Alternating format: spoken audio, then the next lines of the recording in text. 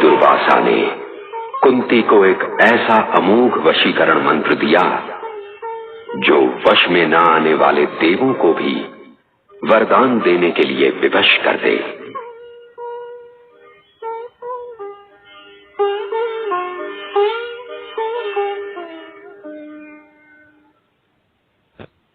कुंती एकांत में अनेक बार ऋषि का कथनानुकथन स्मरण करती और सोचती, क्या ये सब वास्तविक है?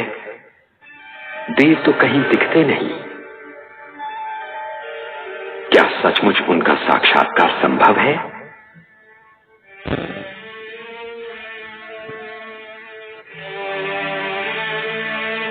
सोच विचार में डूबी हुई कुंती को माता का एक आदेश याद आया और उसने सूर्य नारायण को जल दिया।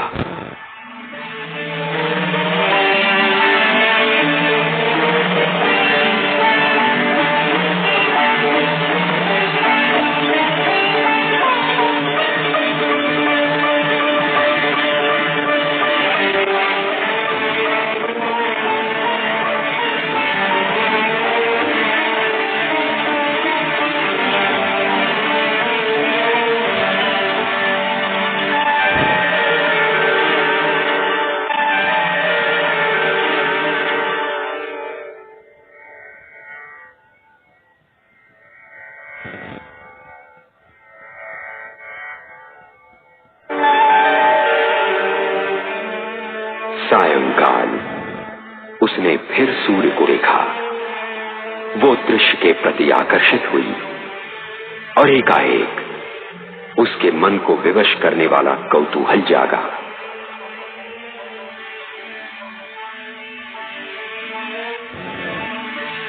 तो हम तुम्हें ऐसा मंत्र देते हैं जिसके जप करने से तुम देवलोक से जिसे भी बुलाना चाहोगी उसे आना ही पड़ेगा।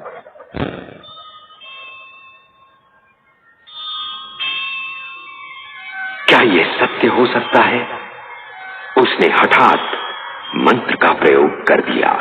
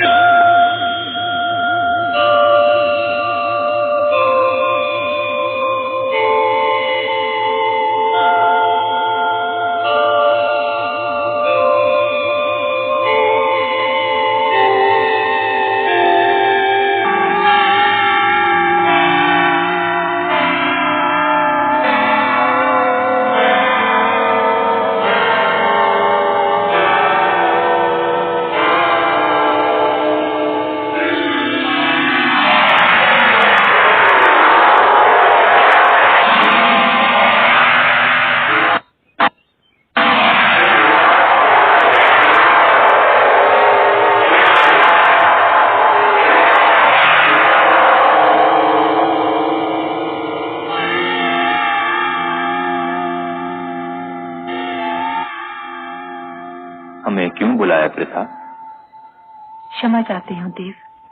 ऋषि दुर्वासा ने मुझे एक मंत्र दिया था, मैं तो बस उसी की जांच कर रही थी। परंतु देव, आप तो सचमुच प्रकट हो गए।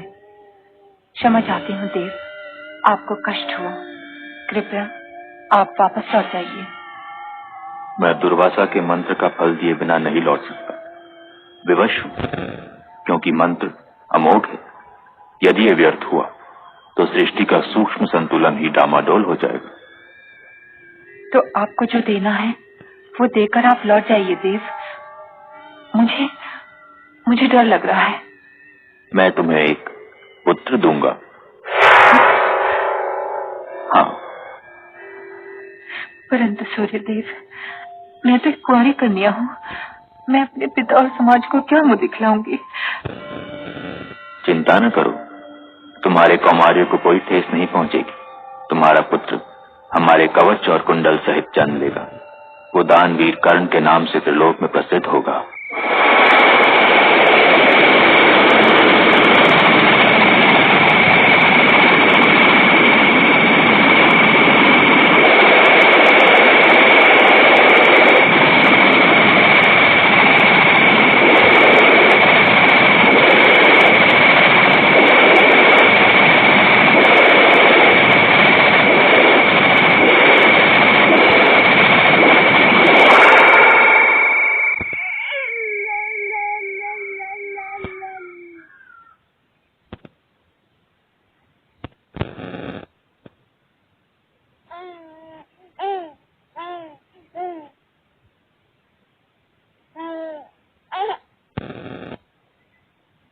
सूर्यदेव तो वरदान दिए बिना जा नहीं सकते थे, तो वे कुंवारी कुंती की गोद में एक बच्चा रखकर चले गए।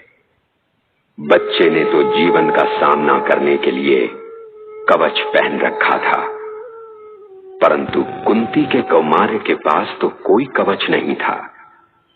वो क्या जवाब देगी? क्या कहेगी समाज से कि कुंवारी कुंती मां कैसे बन गई? सीता जैसी देवी की पवित्रता को संदेह से देखने वाला समाज भला उसकी बात क्यों सुनेगा? तो फिर ये कुंती क्या करे? कहां छिपाए इस पुत्र को जिसे वो अपना पुत्र कह भी नहीं सकती?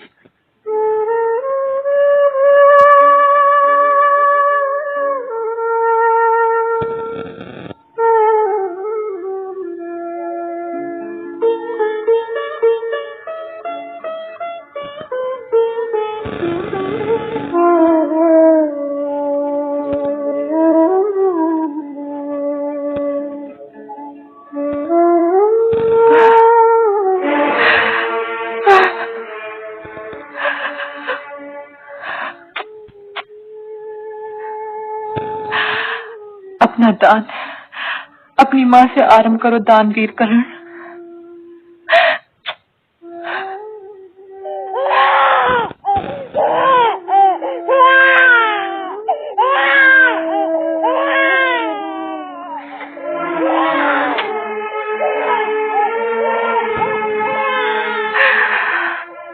अपनी मां को क्षमा कर दो, अपनी मां को क्षमा कर दो।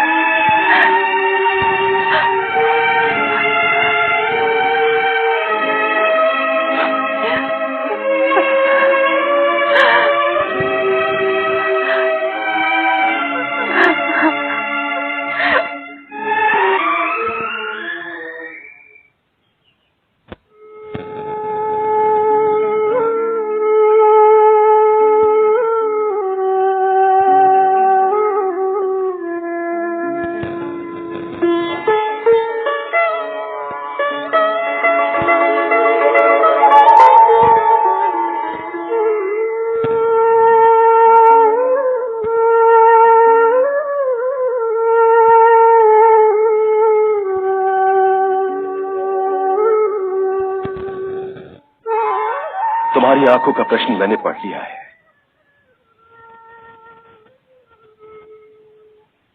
परंतु आश्चर्य न करो प्रथा, मेरी लंबी यात्रा का यही मुहूर्त निकला है। कैसी यात्रा आर्यपुत्र? ये तो हमारे विवाह की। हाँ, ये हमारे वैवाहिक जीवन के शुभारंभ की रात है। ये समझ लो प्रिय कि ये रात बड़ी लंबी हो गई है। मुझे अपनी दूसरी पत्नी के पास जाना है। दूसरी पत्नी? हाँ, तुम राजा की पुत्री हो।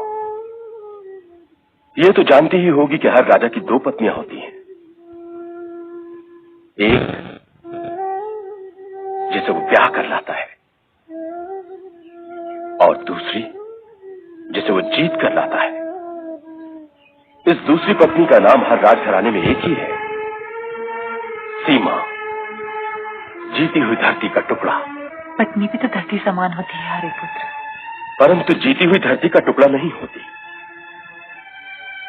अपने बाप दादा से मिले हुए इस राज्य की सीमाओं को बढ़ाना मेरा कर्तव्य है। इसलिए चाहता हूं तुम्हारे सौंदर्य के दर्पण गृह का बंदी होने से पहले इस राज्य की सीमाओं को वहां तक पहुंचा दूं जहां सीमाएं समाप्त हो जाती हैं।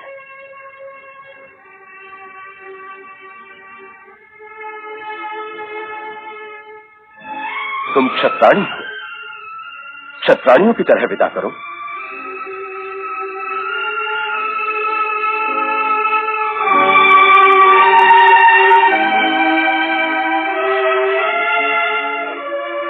विजय हो।